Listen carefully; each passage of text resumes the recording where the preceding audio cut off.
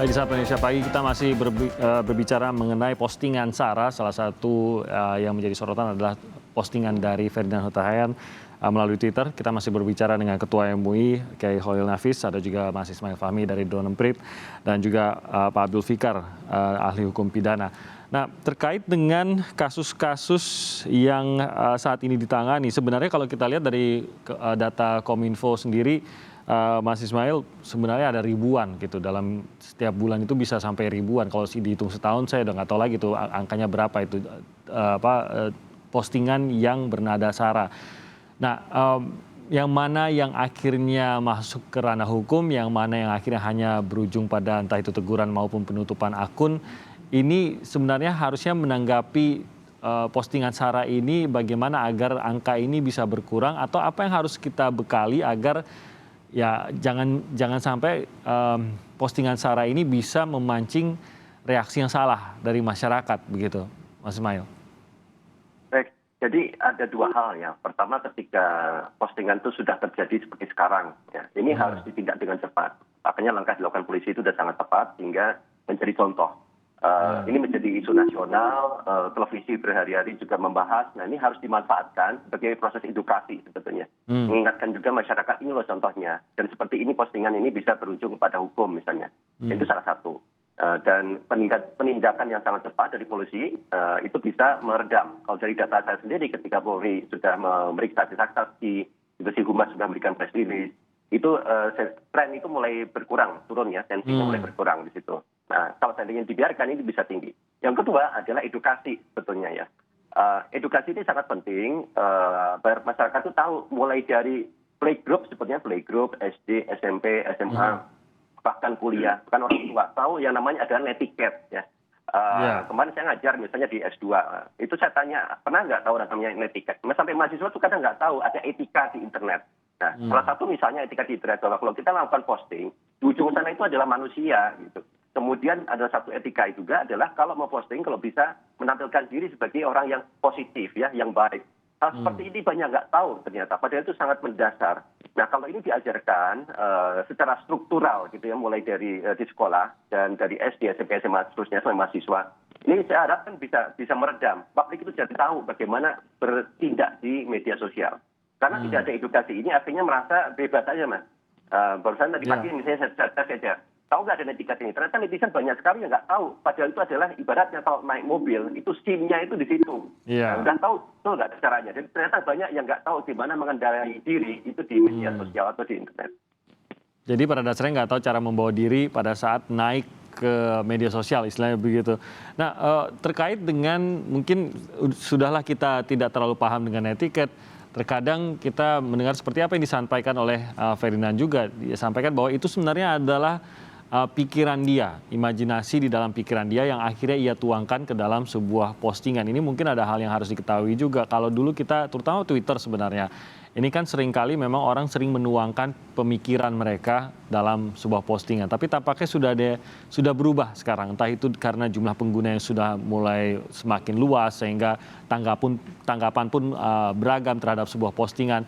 Tapi apa yang harus diketahui oleh kita yang akan memposting, terutama kalau kita terbiasa memposting pikiran langsung menjadi postingan, gitu Mas Ismail? Ya, ada salah satu juga ini yang didasari dalam netiquette. Itu ada yang namanya informasi yang sifatnya privat, ya, privasi. Ya.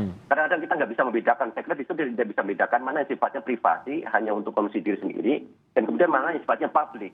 Apa konsekuensi ketika kita sudah posting dan dibaca oleh publik? Kalau di set di Facebook misalnya, kita bisa set itu privat, hanya kita sendiri yang bisa lihat ya, atau dengan saudara, dengan teman. Di Twitter sifatnya publik, siapapun bisa lihat. Nah, dari sini saja ketidakpahaman kita tentang netiquette itu bisa berujung kepada hukum seperti yang terjadi pada Ferdinand ini.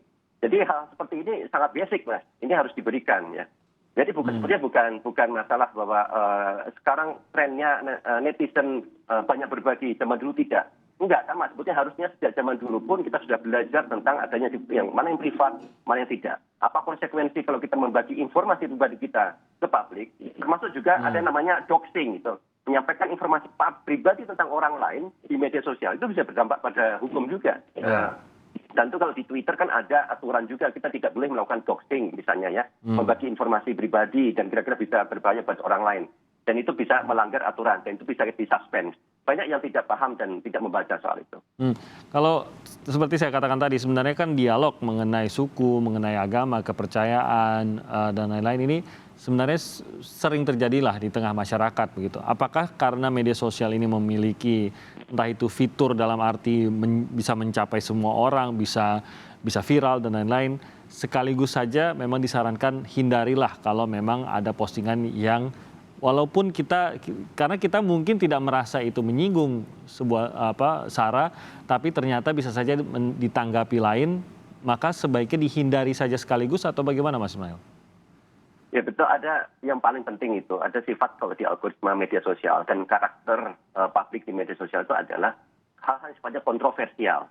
Hal yang kontroversial itu mudah sekali menjadi viral. Dan hal yang kontroversial itu misalnya seperti apa? Kalau menyinggung perasaan, ya, memang untuk harga diri. Dan kalau 1-2 orang mungkin nggak masalah. Tapi kalau yang disinggung adalah kelompok masyarakat, apalagi kelompok beragama, kelompok suku tertentu, itu mudah sekali viral. Karena orang akan melihat, biasanya sering kadang lepas konteks. Ya, oke lah kita bicara tentang 5 menit, kadang dipotong cuma 1 menit. Ya, 1 menit itu yang salah. Itu orang akan memviralkan yang 1 menit itu, padahal sudah beda konteks. Ini saja ketika menyampaikan hal yang benar, dipotong saja sudah bisa bermasalah gitu. Jadi apalagi kalau seandainya tanpa konteks yang tepat. Ya. Di sini makanya benar-benar harus hati-hati. Saya pribadi itu sering ketika nulis itu sampai saya hapus 5 kali, Mas. Mau posting ini dampaknya seperti apa gitu. Sampai akhirnya nge-joke saja. Ya. Tadinya mau serius, jadinya hanya sederhana aja gitu. Karena saya tahu dampaknya bisa lebih bahaya. Dan ujung-ujungnya terkadang pasti tidak jadi posting juga ujung-ujungnya Mas Ismail. Karena kadang-kadang tidak saya posting juga. Tidak menemukan formulasi yang amannya. Oke, itu saran buat kita juga. Pak Abdul Fikar, mungkin pemahaman mengenai hukumnya. Apakah kalau tadi kan saya sempat menyebutkan bahwa Kominfo sendiri mengakui ada ribuan lah postingan berbau sara yang mereka tangani sampai menutup akun dan lain-lain gitu setiap bulannya. Nah, sebenarnya apa yang harus dilakukan terhadap semua postingan tersebut? Karena kita tahu bahwa tampaknya memang berbeda. Ini mungkin terkait dengan tokoh masyarakat dirasa bahwa dampaknya akan lebih besar sehingga perlu dilakukan pelaporan kepolisian. Sebenarnya memang harus ada aduan kah atau seharusnya kalau ada postingan yang menyinggung sara ini seharusnya langsung saja ditindak oleh kepolisian tanpa menunggu aduan atau bagaimana seharusnya Pak Fikar? Ya, di dalam hukum pidana itu dikenal kejahatan itu ada 2 model, yaitu tadi delik aduan dan delik biasa. Delik aduan itu dia baru berproses kalau diadukan oleh korban. Kalau tidak diadukan tidak ada prosesnya, tidak ada prosesnya. Tapi kalau delik biasa diadukan atau tidak diadukan, setiap orang boleh mengadukan. Setiap orang boleh yang mengetahui adanya kejahatan itu mengadukan kepada penegak hukum. Melaporkan lah gitu ya? Ya, melaporkan. Dia ada delik aduan, dan delik aduan meskipun tidak dilaporkan, bisa selesai kalau damai dan cabut gitu. Kalau delik aduan, umpamanya pencemaran nama baik, ya, pencemaran nama baik seseorang itu boleh diadukan, dan kalau selesai umpamanya mereka damai bisa dicabut, nggak jadi perkara. Gitu. Nah, tetapi kalau delik biasa, meskipun sudah ada perdamaiannya, itu prosesnya harus tetap jalan. Karena pada dasarnya setiap tindak pidana itu mengandung 2 aspek. Satu perbuatan, yang satu akibat perbuatan, yaitu kerugiannya. Nah, kerugian boleh diselesaikan, tetapi perbuatannya itu yang tetap harus jalan. Karena apa? Karena kalau dihentikan, maka dia akan mengganggu ketertiban umum. Artinya semua orang bisa berlaku seperti itu. Nah, karena itu hukum harus ditegakkan dengan benar. Perbuatannya tetap diproses, kerugiannya kalau mau diberikan kompensasi, umpamanya diselesaikan. Kerugian perdatanya, itu nggak ada masalah. Tetapi perbuatannya tetap harus sampai diuji di pengadilan, dinyatakan bahwa dia bersalah atau tidak. Karena apa? Karena itu tadi, ada kepentingan umum yang terganggu. Dan kepentingan umum ini harus selalu kita jaga. Nah dalam kasus ini seperti apa Pak Fikar? Apakah ini juga bisa diselesaikan mungkin dengan pernyataan dari Ferdinand ataupun Ferdinand entah itu meminta maaf kah atau menyelesaikan dengan pihak-pihak yang melaporkan? Nah kalau lihat kasusnya Ferdinand, ini kan general nih. Dia tidak menyebut satu agama pun benar. Tetapi dia di sana ada tersirat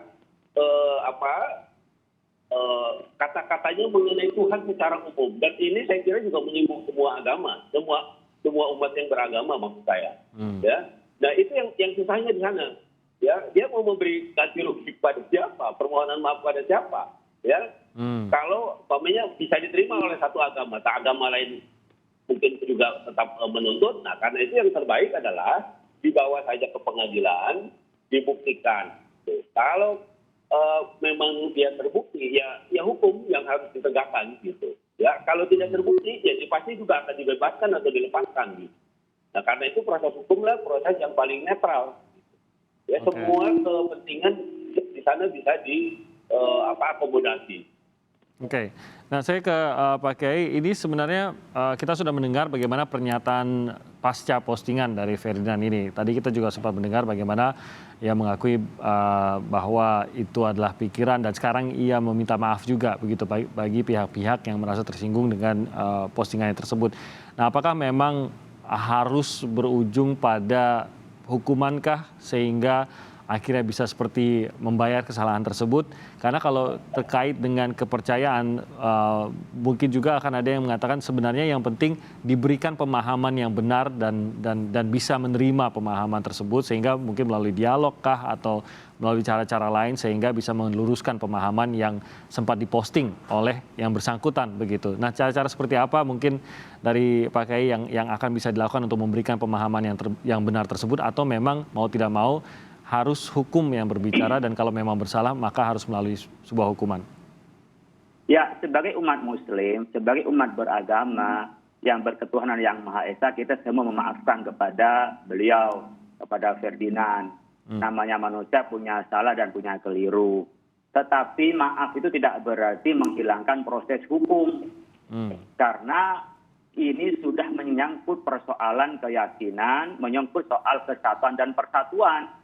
Kalau nanti setiap masalah dimaafkan seperti ini akan memberikan dampak buruk. Tadi Mas Ismail Fahmi menyampaikan ini pendidikan kepada yang lain. Mungkin ini ada entry-nya saja agar yang lain bisa lebih aware, bisa lebih bijak bermedia sosial.